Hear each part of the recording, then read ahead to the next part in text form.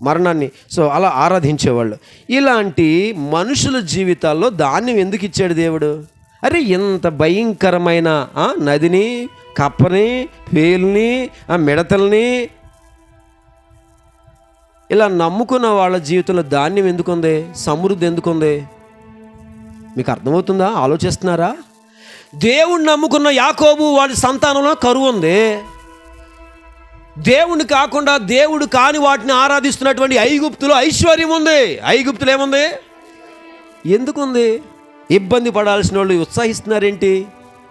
సమస్యలో పడాల్సిన వాళ్ళు, ఇరుకులో పడాల్సిన వాళ్ళు గంతులు వేస్తున్నారు. ఏంటంటే ఇది వాళ్ళ వల్ల కలగలేదు. గుర్తుపెట్టుకోండి అమ్మా, శాపగ్రస్తులు ఊరి నిండా ఉన్నా, శాపగ్రస్తులు ఇంటి నిండా ఉన్నా, నువ్వు ఒక్కడవే యెహోవాను హత్తుకున్నట్లయితే, దేవునికి స్తోత్రం, నువ్వు దేవుని ఆరాధిస్తున్న కారణం చేత, నువ్వు దేవుని పూజిస్తున్న కారణం చేత, నువ్వు దేవుడికి ఇష్టమైన కారణం చేత, నిన్ను బట్టి ఆ ఇంటిలో, నిన్ను బట్టి ఆ గ్రామంలో, నిన్ను బట్టి ఆ రాష్ట్రంలో, ఆ దేశంలో సుభిక్షాన్ని దేవుడిస్తాడు. గట్టిగా చప్పలు కొడుతూ దేవుడి నామాన్ని మహింపరుద్దాం.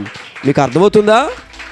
మనోళ్ళు అనుకుంటారు మేము చేసే భక్తి వల్ల మేము బతుకుతున్నాం, మా మంచి జ్ఞానం వల్ల మేము బ్రతుకుతున్నాం, మా ఉద్యోగాల వల్ల మేము బ్రతుకుతున్నాం, మా తెలివితేటల వల్ల మేము బ్రతుకుతున్నాం.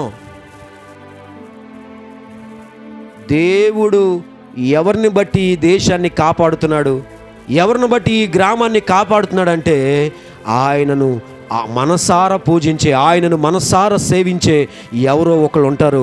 వారిని బట్టే దేవుడు ఆ గ్రామాన్ని, ఆ ప్రాంతాన్ని కాపాడుతాడు. దేవునికి స్తోత్రం. నేను విన్న విషయం చెప్తున్నాను. ఒక బస్సు